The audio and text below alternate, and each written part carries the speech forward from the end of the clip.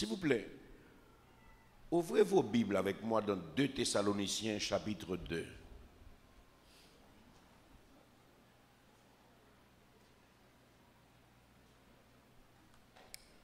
« 2 Thessaloniciens chapitre 2, je vais lire pour vous le 7e verset. 2 Thessaloniciens chapitre 2, verset 7. «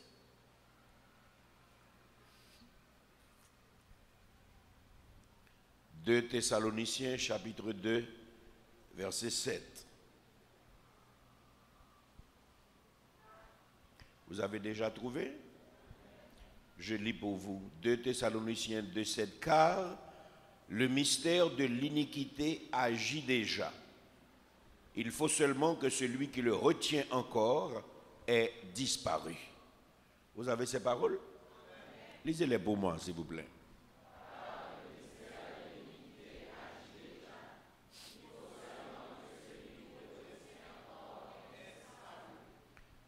Le mystère de l'iniquité agit déjà.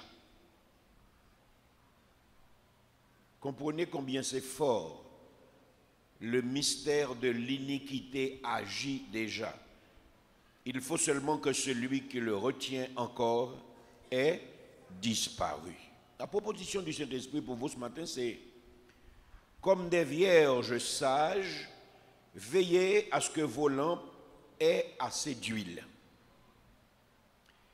Comme des vierges sages, veillez à ce que vos lampes aient, INT, assez d'huile. Vous voulez reprendre pour moi?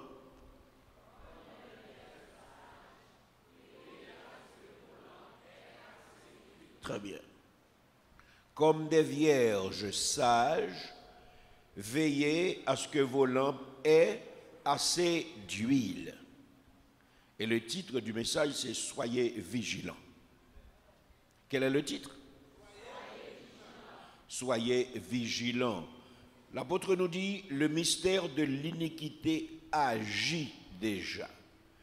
Il faut seulement que celui qui le retient encore ait disparu. Beaucoup de gens se demandent, c'est quoi le mystère de l'iniquité? Ce n'est pas ça que nous sommes venus prêcher, mais je voudrais vous dire que le mystère de l'iniquité, c'est le puissant esprit de rébellion contre Dieu. Je reviendrai pour développer, je le promets, mais dès qu'on vous parle du mystère de l'iniquité, sachez que c'est le puissant esprit de rébellion contre Dieu. Mystère de l'iniquité, ça veut dire le puissant esprit de rébellion contre Dieu. La parole nous dit le mystère de l'iniquité agit déjà. Il faut seulement que celui qui le retient encore ait disparu. La proposition du Saint-Esprit pour vous, c'est comme des vierges sages, veillez à ce que vos lampes aient assez d'huile. Et le titre du message, c'est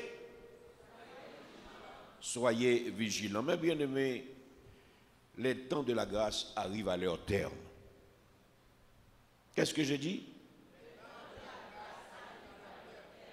Tous les signes le montrent. Au Moyen-Âge, c'était l'arrogance des philosophes athées. Au XIXe siècle, c'était l'arrogance de la révolution industrielle. Au XXe siècle, c'était l'arrogance de l'informatique. Et aujourd'hui, caractérisé par le postmodernisme, c'est la communication. C'est la communication. La communication devient facile. Avec un téléphone en main, on a le monde à sa merci. Avec la popularisation de la communication, je vous prie de constater avec moi une prolifération effarante de faux prophètes, de fausses doctrines. Ils sont allés jusqu'à prendre le nom de Dieu en vain, ouvertement, pour exercer leur ministère. Et moi je dis, l'heure est grave. L'heure est venue où les chrétiens se doivent d'être vigilants. L'heure est venue pour tous ceux qui marchent de n'importe quelle manière, prennent leur vie chrétienne au sérieux, parce que l'avènement du Seigneur est proche et tous les signes le confirment. Vous savez que dès qu'un pasteur prêche sur l'avènement du Seigneur, on dit qu'il est fou.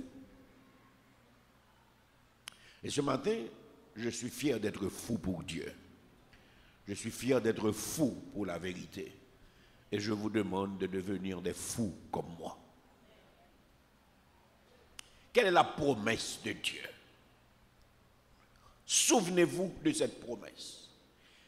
Il a dit, quand je vous aurai préparé une place, je reviendrai et je vous prendrai avec moi, afin que là où je suis, vous y soyez aussi.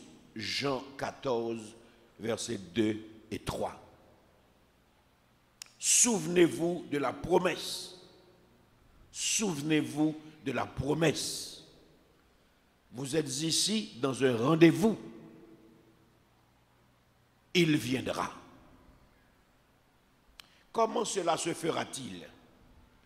La Bible répond dans 1 Thessaloniciens chapitre 4. Ce sont des versets que tout le monde connaît par cœur et qu'on a toujours tendance à oublier. Dans les versets 16 et 17, nous lisons, « À l'heure fixée par Dieu, le Seigneur lui-même, à un signal donné, descendra du ciel, et les morts en Christ ressusciteront premièrement. Ensuite, nous les vivants qui serons restés, nous serons transformés, et nous irons tous ensemble à la rencontre du Seigneur dans les airs, et ainsi nous serons toujours avec le Seigneur. »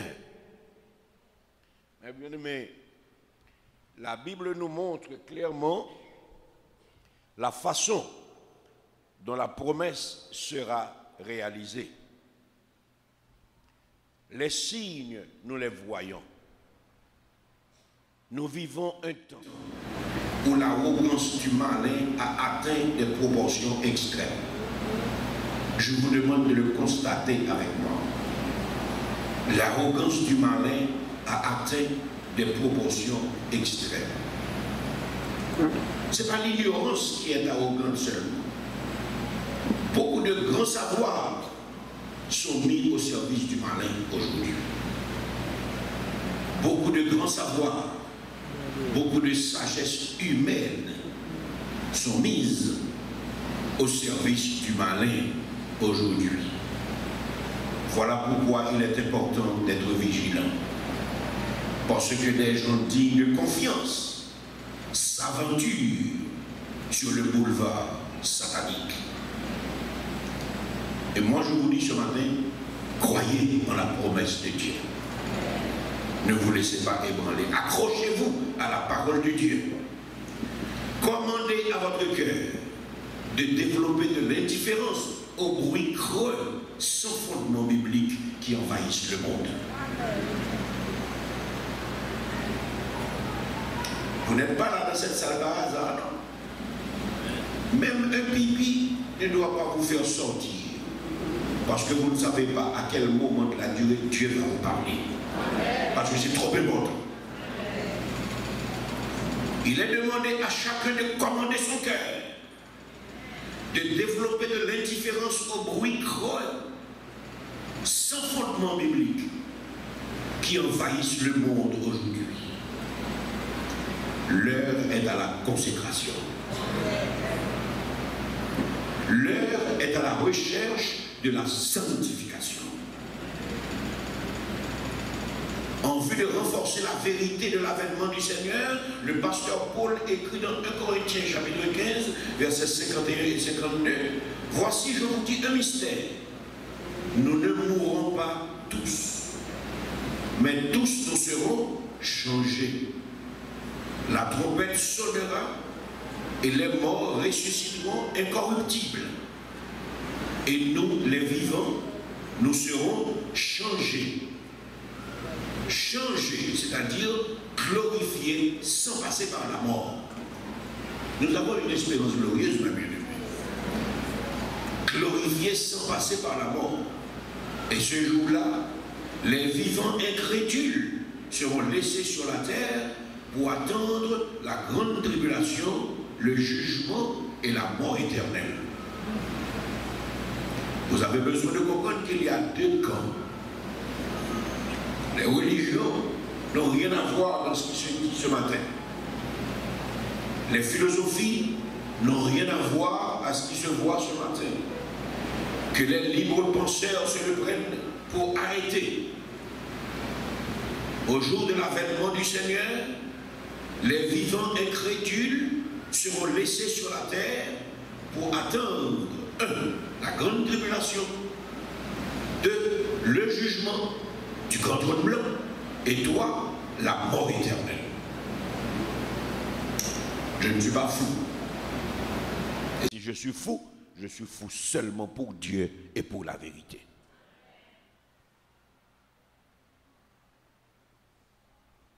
Ceux qui ne seront pas enlevés,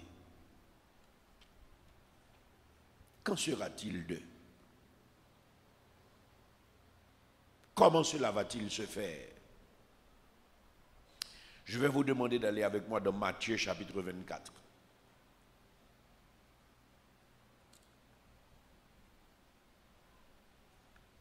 Je vais vous demander d'aller avec moi dans Matthieu chapitre 24. Nous allons lire les versets 37 à 42. Matthieu chapitre 24, les versets 37 à 42. Je vous demande de lire posément, que votre lecture soit exhaustive et que votre âme soit édifiée ce matin. Ceux qui ne seront pas enlevés, qu'en sera-t-il d'eux? Ils resteront sur la terre pour attendre la grande tribulation, le jugement et la mort éternelle. Dieu donne des preuves. Comment cela se fera-t-il? Matthieu 24, versets 37 à 42. Lisez avec moi, s'il vous plaît. Ce qui arrivera du temps de Noé arrivera de même à l'avènement du Fils de l'homme. Car dans les jours qui précédèrent le déluge, les hommes mangeaient, buvaient, se mariaient et mariaient leurs enfants, jusqu'au jour où Noé entra dans l'arche. Et ils ne se doutèrent de rien jusqu'à ce que le déluge vienne et les emporte tous. Il en sera de même à l'avènement du Fils de l'homme. Alors, de 2 hommes qui seront dans un champ, l'un sera pris et l'autre laissé. De 2 femmes qui monteront à la meule, l'une sera prise et l'autre laissée. Veillez donc, puisque vous ne savez par quel jour. Sachez-le bien, si le maître de la maison savait à quelle veille de la nuit le voleur doit venir, il veillerait et ne laisserait pas percer sa maison.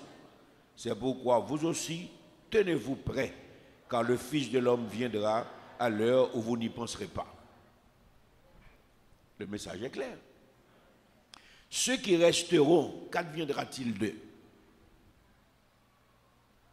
Quand la Bible dit 2 hommes seront dans un champ, celui qui sera pris, il sera enlevé. Et l'autre sera... Mais 2 personnes qui coucheront sur un même oreiller, l'une sera prise aussi, oui, et l'autre. Dans une famille, mes bien-aimés, on se lèvera un bon matin, on ne verra pas la maman, non. Le papa restera avec les enfants, oui. Il y a des enfants qui partiront au ciel et papa et maman resteront, oui. L'un sera pris et l'autre laissé. 2 femmes qui monteront à la meule, l'une sera prise et l'autre laissée. Sur le chemin de l'école, il y en a qui arriveront dans classe, mais d'autres ne seront pas, non. Mais ce sera une catastrophe extraordinaire, oui. Il y aura des pilotes qui seront pris et des passagers Aidez-moi à faire le message. Vous avez peur? Si vous n'avez pas peur, aidez-moi à prêcher ce message ce matin. Il y aura des pilotes, mes bien-aimés. Les pilotes qui seront enlevés et les passagers seront... Il y a des croisières, oui, mes bien-aimés. Il y a des personnes qui seront en croisière lorsqu'il viendra. Hey! Et ces responsables d'ordinateurs qui sont là pour commanditer le monde. Les piloteurs de drones sur place qui assassinent les gens au Moyen-Orient.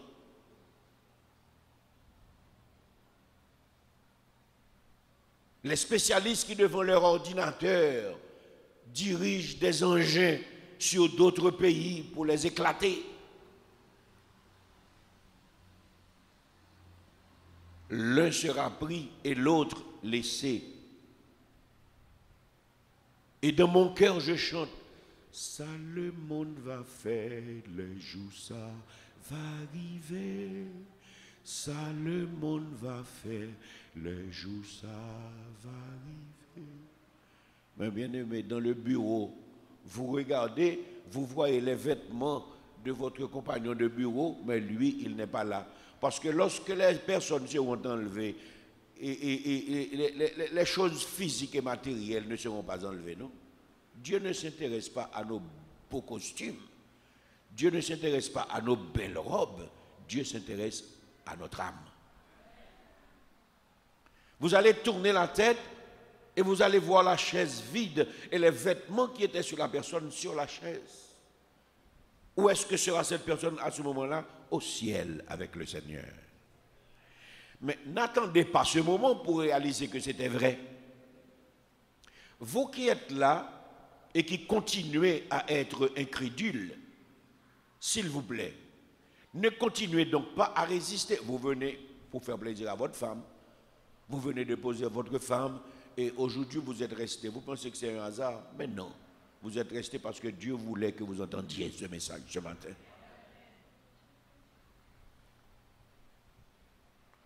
En ce jour, la voix du Saint-Esprit retentit partout pour alerter les vrais enfants de Dieu. Et que dit cette voix? Sortez du milieu de mon peuple. Que dit cette voix? Sortez du milieu de mon peuple. Quand le déluge allait venir sur les rebelles et les incrédules, il est intéressant de voir que peu avant, Noé et sa famille entrèrent dans l'arche. C'est intéressant. Les savants qui disaient que c'était des fables, aujourd'hui, ils ont découvert l'arche sur le mont Ararat, en Turquie, exactement à la place où Dieu avait dit. Pendant près de 6000 ans, tout le monde a dit que ce n'était pas vrai. Les savants ont trouvé l'arche.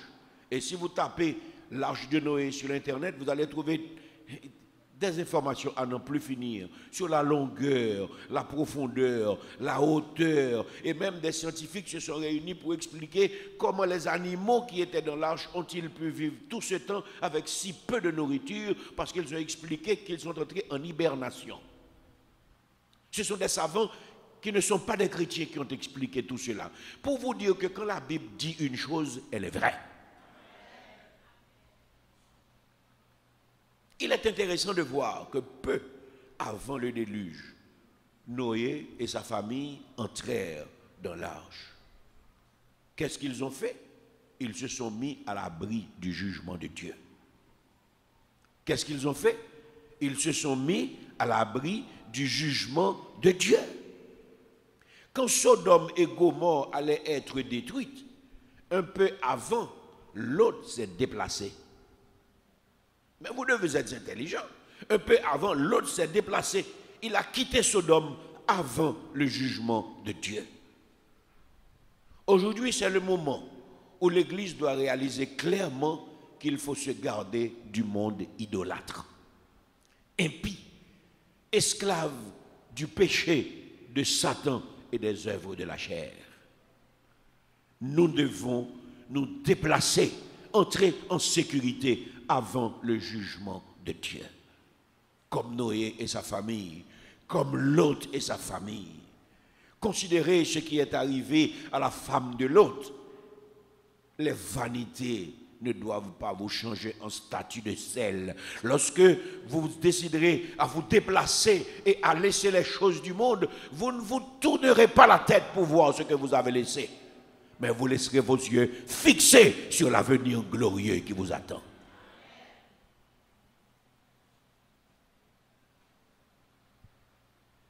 N'aimez point le monde, ni les choses qui sont dans le monde. Vous qui traînez des pieds, ne pensez pas que vous aurez le temps de réparer votre situation. Ne pensez pas que vous aurez le temps de réparer votre situation. Les vierges folles n'avaient pas trouvé personne pour leur donner un peu d'huile. Les vierges folles n'avaient trouvé personne pour leur donner un peu d'huile. Les vierges sages ont de l'huile pour elles. Il y a des choses que vous ne pouvez pas partager, mes bien-aimés. Vous pouvez exhorter à la sanctification, mais vous ne pouvez pas partager votre sanctification. Vous comprenez, oui? Vous ne pouvez pas partager votre sanctification. Vous ne pouvez pas partager votre persévérance. Vous ne pouvez pas partager votre consécration avec les autres, même si vous les aimez. Il y a des risques qu'on ne court pas. Quand les vierges folles sont arrivées vers les vierges sages pour leur dire « Donnez-nous un peu d'huile », elles ont déclaré « Nous n'en avons pas. Ce que nous avons, c'est seulement pour garder nos lampes allumées, parce que l'époux arrive. » Et la Bible dit, quand les vierges folles ont frappé à la porte de l'époux, il leur a déclaré, en vérité, je ne vous connais pas. En vérité, je ne vous connais pas. Vous qui venez à l'église, qui aimez les chants, la louange, mais qui êtes retenus par les ruses du diable, décidez-vous. Décidez-vous. Si vous ne voulez pas entendre la voix du Seigneur vous dire, en vérité, je ne vous connais pas. Mais j'étais toujours à Mahalaleel. C'est vrai, mais votre cœur était toujours fermé. Mais bien aimé, être à l'intérieur d'une église sur la terre ne veut rien dire si votre cœur est fermé aux avances de la grâce. Il y a beaucoup de roches qui sont installés dans des rivières, au frais. Mais l'intérieur de ces roches est sec, parce que l'eau ne les traverse pas. Si vous êtes toujours dans les églises de Jésus-Christ, écoutant la parole, chantant les louanges et sentir la présence de Dieu, sans vous ouvrir au Seigneur, vous êtes comme une roche dans la rivière. La grâce ne vous a jamais traversé. Et Jésus-Christ sera obligé de vous dire, en vérité, je ne vous connais pas. Et moi je vous dis, vous n'aurez pas le temps pour demander pardon. Le temps du salut, c'est maintenant. Le temps de la grâce, c'est maintenant. Ce que je vous dis là, c'est une nouvelle qui réjouit ceux qui sont en Jésus-Christ. Mais c'est une nouvelle qui devait interpeller ceux qui ne sont pas encore sauvés. Parce que personne ne sait ni le jour, ni l'heure. Vous n'aurez pas le temps, même pour demander pardon. Vous savez que la grâce a un temps. La grâce a un temps. Vous avez jamais vu quelqu'un qui a un cancer et qui a pris à temps? Il est traité. Mais quand vous avez un cancer de 3e degré avec métastase, tous les médecins vous disent c'est fini. À toutes les personnes qui résistent à la volonté de Dieu, qui résistent aux appels de Dieu, il viendra un temps où il sera trop tard. Vous savez pourquoi il est encore temps? C'est parce que le mystère de l'iniquité qui agit déjà est retenu par une puissance. Le mystère de l'iniquité, c'est-à-dire le puissant esprit de rébellion qui agit contre Dieu, il est retenu par une force. Il est retenu par une puissance. Mais cette puissance ne restera pas là éternellement, non, pour retenir le mystère de l'iniquité. Il viendra un temps où le mystère de l'iniquité aura libre cours. Et moi, je vous dis, vous qui êtes encore incrédules, qu'est-ce que vous ferez? La Bible dit, dans 2 Thessaloniciens chapitre 2, verset 7, car le mystère de l'iniquité agit déjà. Il faut seulement que celui qui le retient encore ait disparu. Cette force supérieure qui retient l'Antéchrist, c'est le Saint-Esprit. Cette force supérieure qui retient l'Antéchrist, c'est le Saint-Esprit. Le Saint-Esprit qui est dans le corps de l'Église. L'Église est le corps de Christ. Le Saint-Esprit est dans le corps de l'Église. Le Saint-Esprit est dans le corps de chaque personne sauvée. Et ce Saint-Esprit est puissant en œuvre. Il y a beaucoup de choses que vous ne faites pas. C'est parce que le Saint-Esprit est en vous. Et il y a beaucoup de fois, vous devriez tomber, mais vous avez pu résister parce que le Saint-Esprit est en vous. Et il y a des tentations qui vous dépassent. C'est grâce au Saint-Esprit que vous les résistez. Et il y en a beaucoup d'entre nous qui s'étaient déjà tombés, mais le Saint-Esprit nous a tirés de ces mauvais pas et il nous a remis sur nos pieds. Parce que le Saint-Esprit est puissant en œuvre dans la vie de l'Église.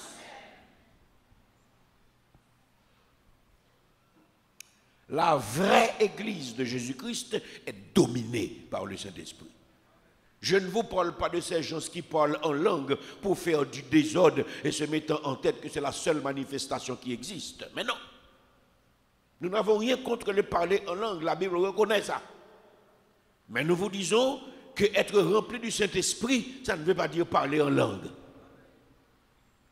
On y reviendra. La vraie Église est dominée par le Saint-Esprit. Il ne faut pas confondre l'Église de Jésus-Christ avec toutes les organisations qui se font appeler Église. Il y a plein d'organisations qui se font appeler Église. L'Église fidèle est remplie du Saint-Esprit. L'Église fidèle a du discernement. L'Église fidèle a du discernement. Mais bien aimé, ne vous mettez pas en tête que tout le monde ici appartient à l'Église de Jésus-Christ. Il y a beaucoup de gens sur les chaises de Mahalaleel qui n'ont rien à voir avec l'Église de Jésus-Christ. Et c'est une opportunité que Dieu leur donne ce matin pour qu'ils confessent leur foi effectivement et qu'ils participent dans la vie du sang de Jésus. Si vous ne vous convertissez pas réellement, Jésus-Christ vous dira, en vérité, je ne vous connais pas. Vous savez que des pasteurs entendront cette déclaration, en vérité, je ne vous connais pas. Beaucoup de gens qui se font appeler psalmistes, des choristes, des prédicateurs, beaucoup de gens entendront Jésus leur dire, en vérité, je ne vous connais pas. Ce jour-là, il y aura des pleurs et des grincements de dents. Entendre ce message aujourd'hui, c'est une opportunité. Allez avec moi dans 1 Jean chapitre 4 pour voir ce que dit la parole de Dieu. 1 Jean chapitre 4. 1 Jean chapitre 4.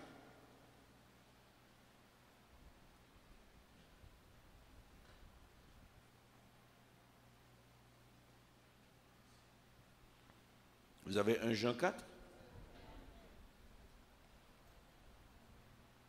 Les 3 premiers versets, nous lisons. Bien-aimés, n'ajoutez pas foi à tout esprit, mais éprouvez les esprits pour savoir s'ils sont de Dieu.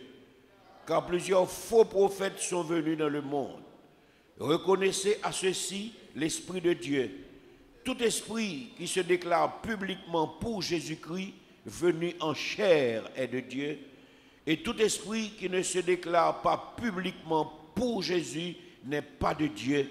C'est celui de l'Antéchrist, dont vous avez appris la venue et qui maintenant est déjà dans le monde. Si Mahalaleel continue à jouer avec sa foi, c'est son choix. Mais le Seigneur a parlé. Allez avec moi dans Luc chapitre 17, s'il vous plaît.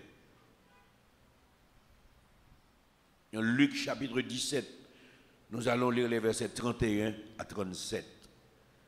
Luc chapitre 17, versets 31 à 37. Vous n'aurez pas le temps même pour demander pardon. Mes amis, ceux-là qui servent le Seigneur sérieusement doivent prendre leur vie chrétienne au sérieux. Ce n'est pas le moment d'aller jouer avec le péché, de développer de grandes amitiés avec des personnes qui ne sont pas dans le Seigneur. Nous devons commander à notre cœur, à notre esprit, d'être indifférents aux bruits creux qui n'ont rien à voir avec la parole de Dieu et qui fracassent le monde. Vous êtes curieux, vous aimez voir les merveilles, vous aimez voir les miracles. Avec cette question de communication facile, vous écoutez des déchets. Vous salissez votre esprit avec des déchets. Vous prenez plaisir dans des choses qui ne fortifient pas votre âme. Cessez d'envoyer des communications ridicules aux gens. Quand on vous envoie quelque chose, si cela n'édifie pas votre esprit, ne l'envoyez à personne.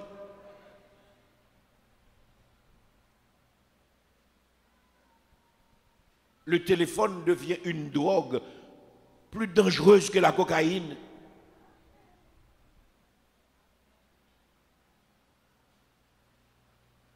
On est toujours avec son téléphone. On est toujours avec son téléphone. On n'a pas le temps pour réfléchir sur la vie éternelle. On n'a pas le temps pour réfléchir sur la grâce. On n'a pas le temps pour réfléchir sur Dieu. On n'a même pas de temps pour être reconnaissant pour tous les bienfaits dont nous jouissons de la part de Dieu. Nous sommes toujours avec un téléphone. Le monde parle trop fort à notre esprit, mes bien-aimés. Nous avons besoin de déposer le téléphone un moment pour méditer sur les réalités spirituelles.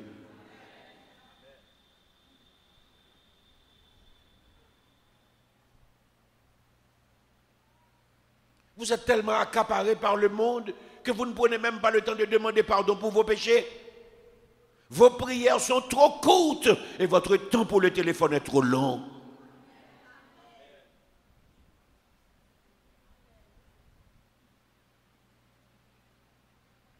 Depuis quand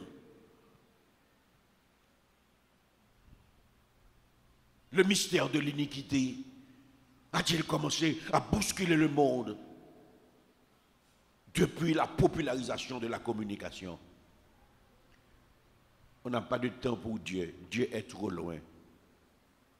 En Chine, c'est tout près. En Russie, c'est tout près. En Union soviétique, c'est tout près. On est toujours sur le net. On veut savoir ce que fait Sakharov. On veut savoir ce que fait Maurice Tiesch. On veut savoir ce que fait... Mais que fait Dieu en ce moment? Ça ne regarde personne. Est-ce que vous voulez faire la différence ce matin? Parce que l'heure vient où l'avènement du Fils de l'homme deviendra une réalité. Dans les versets 31 à 37, lisez avec moi ce que nous dit Luc, le médecin bien-aimé. En ce jour-là, que celui qui sera sur le toit et qui aura ses effets dans la maison ne descende pas pour les prendre. Et que celui qui sera dans les champs ne retourne pas non plus en arrière. Souvenez-vous de la femme de Lot. Celui qui cherchera à sauver sa vie la perdra, et celui qui la perdra la retrouvera. Je vous le dis, en cette nuit-là, de deux personnes qui seront dans un même lit. L'une sera prise et l'autre laissée. De deux femmes qui moudront ensemble. L'une sera prise et l'autre laissée. De deux hommes qui seront dans un champ. L'un sera pris et l'autre laissé. Mes bien-aimés, j'aime quand la Bible dit, en ce jour-là, que celui qui sera sur le toit et qui aura ses effets dans la maison ne descende pas pour les prendre, et que celui qui sera dans les champs ne retourne pas en arrière. Ce qui signifie qu'il n'y aura plus de temps. C'est fini. Il n'y aura plus de temps. C'est fini. La Bible dit soudainement, subitement, c'est-à-dire par surprise. Personne ne sait, ni le jour, ni l'heure. Bon, mais si c'était ce midi,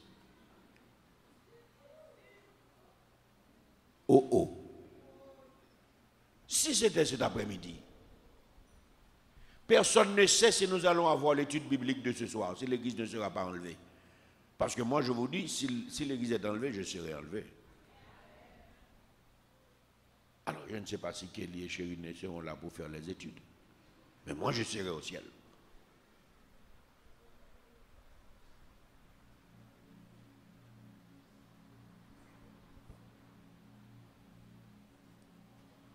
Il y a une église fidèle. Cette église fidèle ne s'appelle pas Mahalaleel. Mais à l'intérieur de Mahalaleel, il y a des membres de cette église fidèle. Cette église fidèle n'a pas un nom terrestre, mais dans toutes les bonnes églises sur la terre, il y a des personnes qui font partie de cette église fidèle. Toute la terre contient des membres disséminés un peu partout, alléluia, qui font partie, alléluia, de cette église fidèle. Ils monteront au son de la trompette de Dieu. Ils monteront. Un dimanche matin, on viendra à Mahalaleel, le pasteur ne sera pas là, beaucoup de membres ne seront pas là, Chantrafma ne seront pas là, parce que nous serons au ciel avec le Seigneur, et les rebelles resteront pour le jugement de Dieu. Beaucoup de personnes viennent à l'église et ne sont pas converties. Vous jouez avec votre éternité.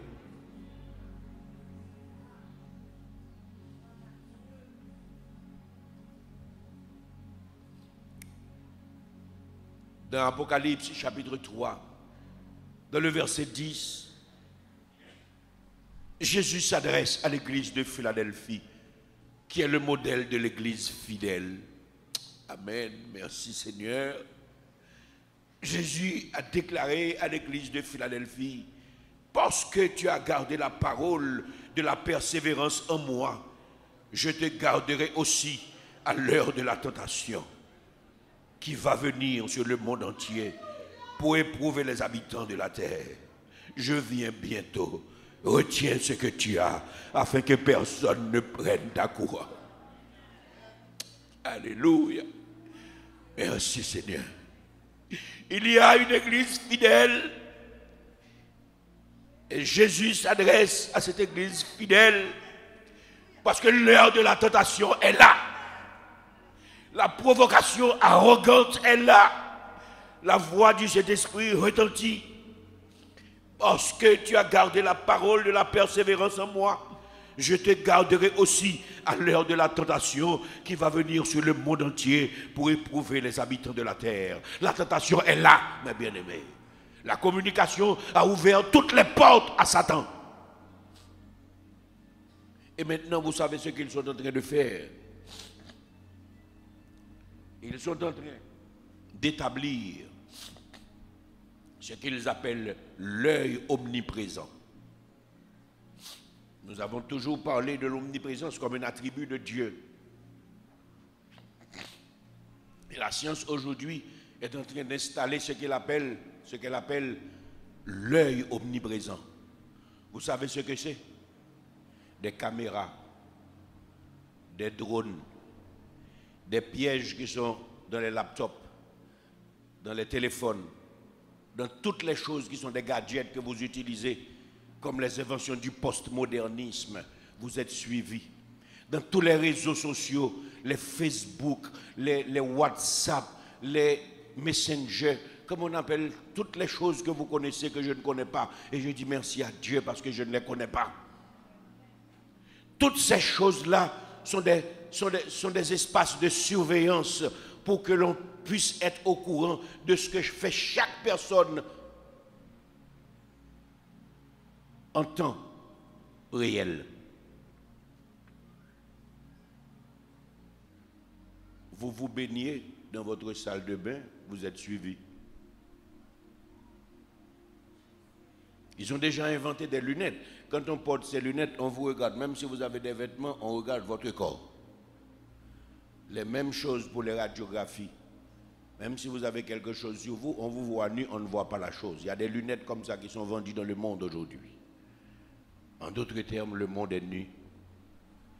Quand vous allez dans des chambres d'hôtel, il y a des caméras qui sont placées assez souvent pour contrôler tous les mouvements qui se font. Et ils appellent ça l'œil omniprésent. L'arrogance a atteint des propensions extrêmes, mes bien-aimés. Et tout nous dit que l'heure est venue où l'avènement du Seigneur est bientôt une réalité. La Bible dit, je viens bientôt. Retiens ce que tu as, afin que personne ne prenne ta couronne. Si les jours sont abrégés, c'est à cause des élus. Si les jours sont abrégés, c'est à cause de l'Église. C'est à cause de nous. Après l'avènement, le Saint-Esprit cessera de siéger en permanence sur la terre. Il sera avec l'Église tout en étant omniprésent. Aujourd'hui, Jésus le Rédempteur appelle avec insistance des âmes afin de les sauver. Vous n'êtes pas ici par hasard. Qu'est-ce que je dis? Ne laissez pas la raison vous empêcher de voir la gloire à venir. Choisissez la vie. Remettez-vous à celui qui a déclaré « Je suis le chemin, la vérité et la vie ». Que la grâce de notre Seigneur et Sauveur Jésus-Christ, l'amour de Dieu et la communication du Saint-Esprit soient avec vous tous. Que Dieu vous bénisse.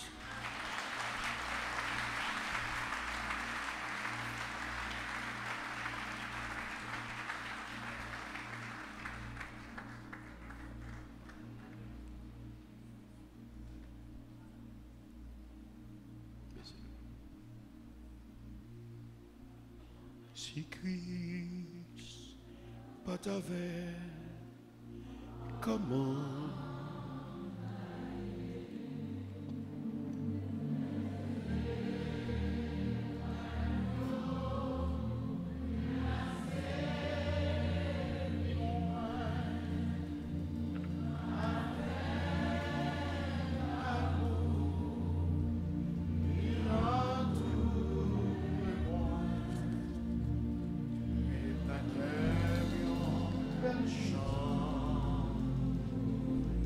surprise pour vous.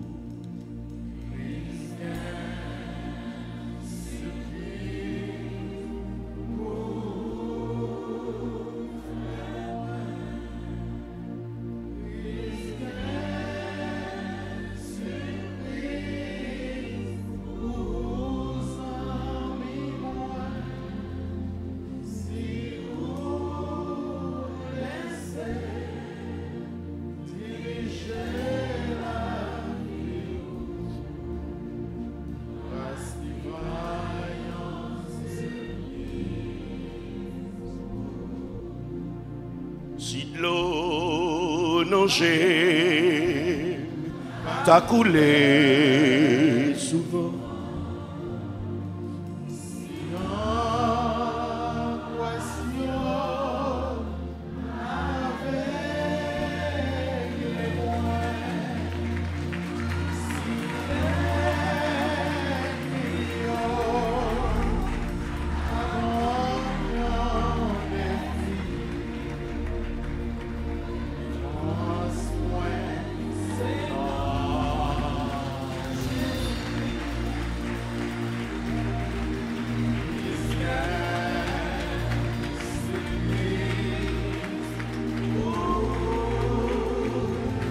Merci Seigneur, alléluia.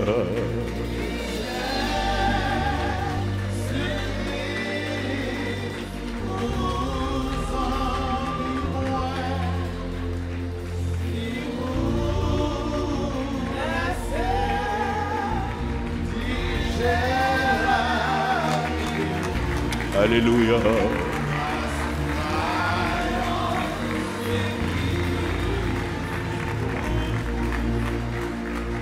Seigneur, aidez, fais-moi arriver. L'autre mon nom, c'est la plaie. Alléluia, alléluia, alléluia, alléluia, alléluia.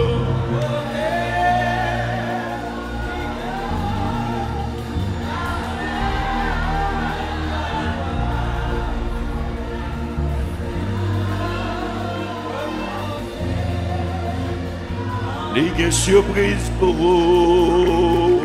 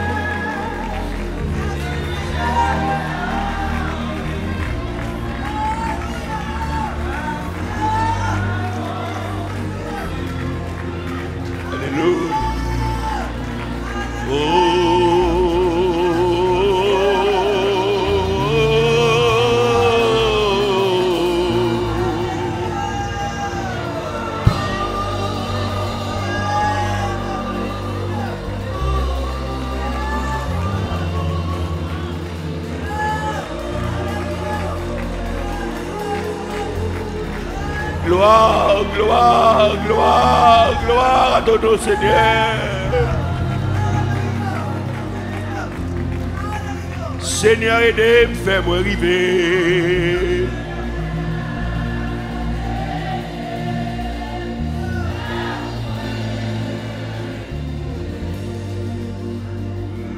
Notre bon mon nom, c'est la plaie, allez.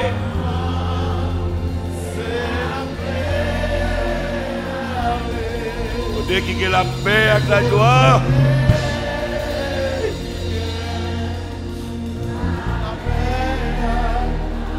Et là, je voulais reposer dans moi.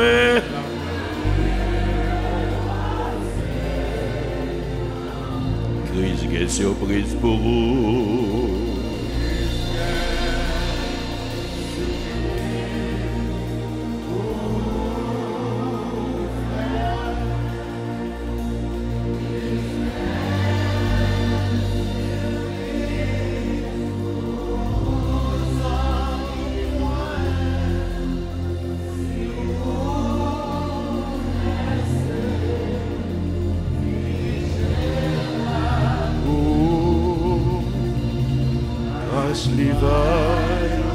Surprise pour vous.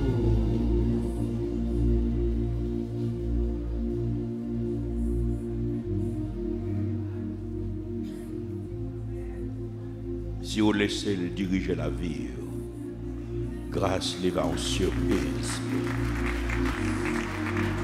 Balez la vie au matin, balez la vie, au Christ qui est surprise pour vous.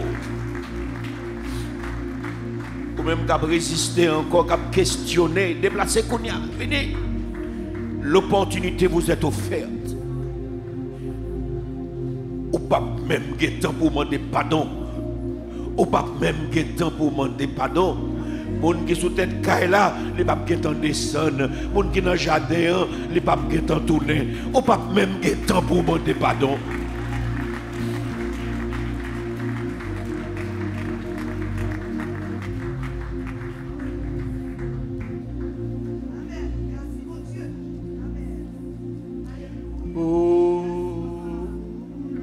Seigneur, oh,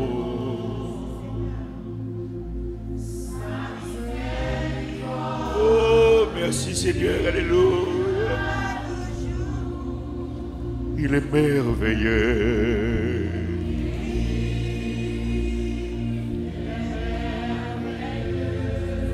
Il pardonne encore.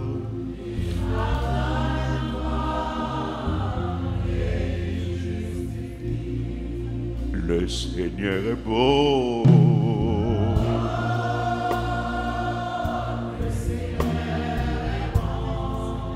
Sa miséricorde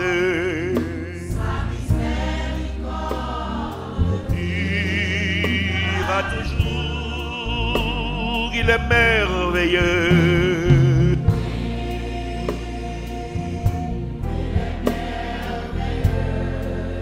Et il pardonne encore.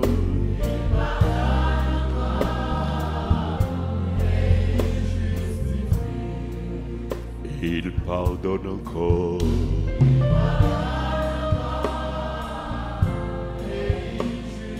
Il pardonne encore.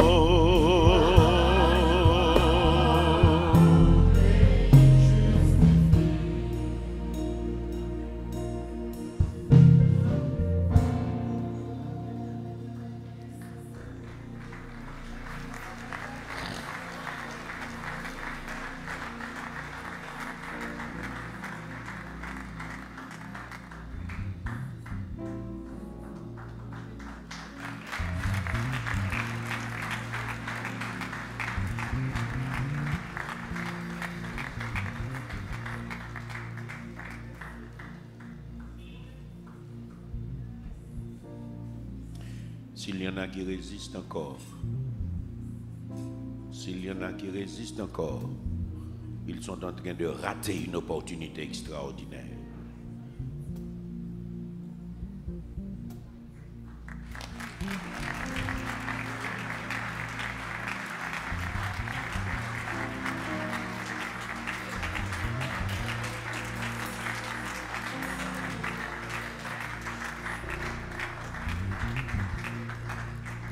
Vous qui êtes au fond, qui pensez que vous êtes trop loin pour venir, je vous rappelle que le chemin qui menait au calvaire était beaucoup plus long. Même si vous êtes assis au fond, si vous sentez le besoin de venir accepter Christ, n'hésitez pas. Venez. Dieu vous appelle ce matin.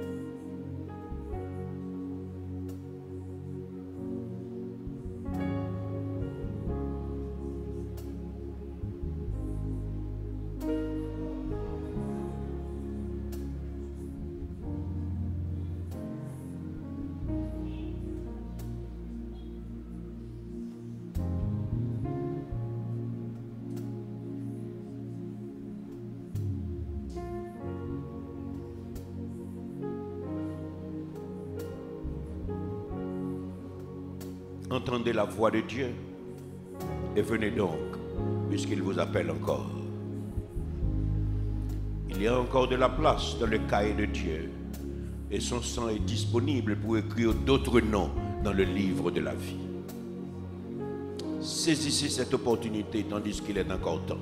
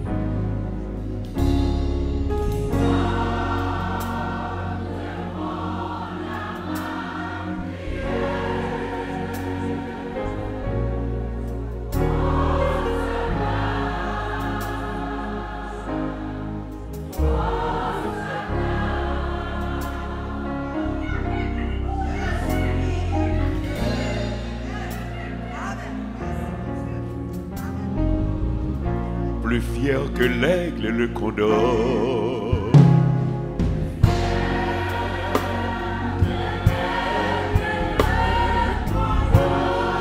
Je m'envolais, je m'envole vers les cieux, la toute puissance.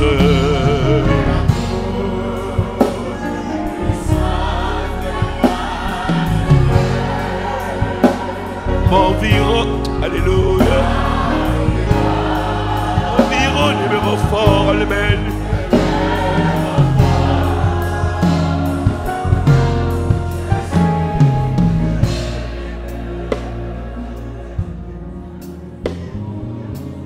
Plus fier que l'aigle et le condor.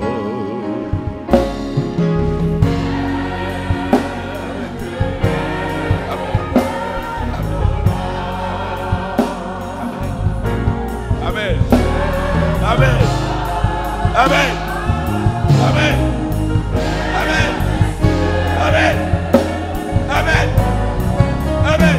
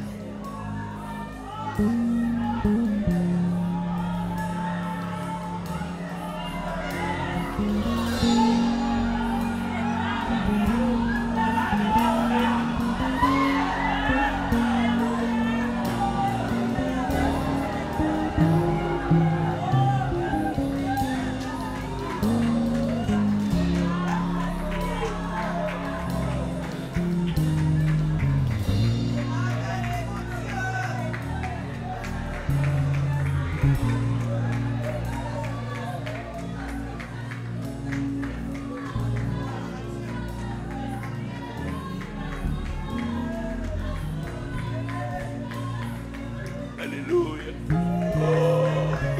Oh, merci Seigneur.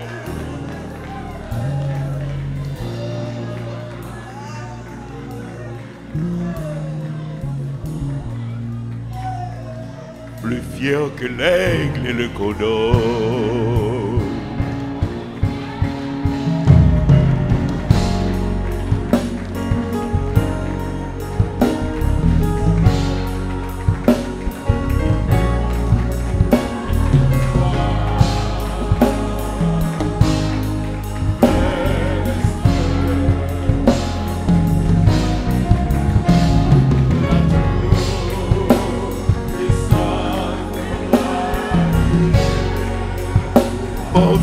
Alléluia.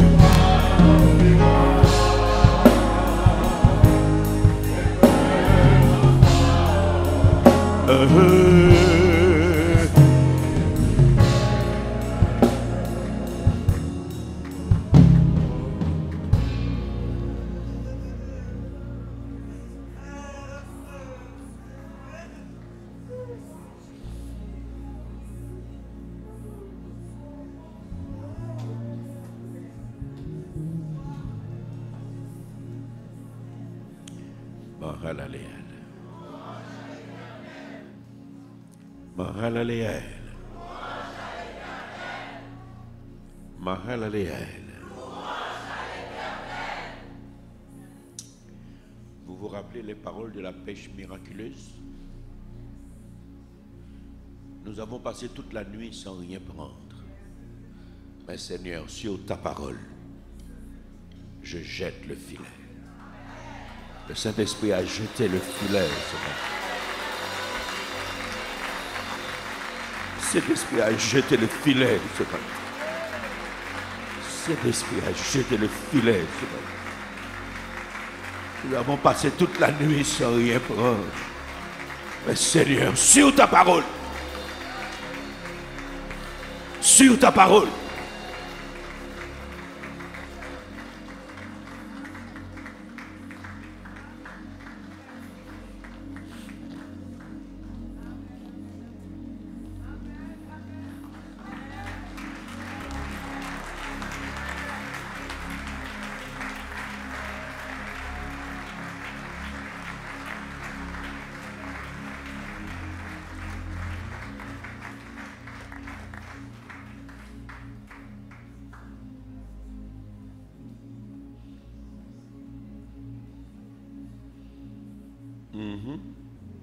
il sait le faire.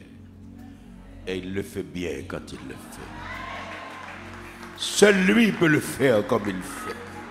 Il est Dieu. Il est Dieu. Il est Dieu. Il est Dieu. Il est Dieu. Il est Dieu.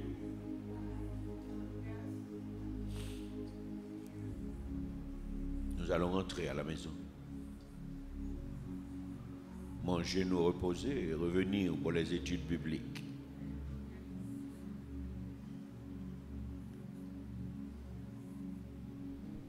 Ces nouveaux sauvés, nous leur demandons de rester avec le Seigneur.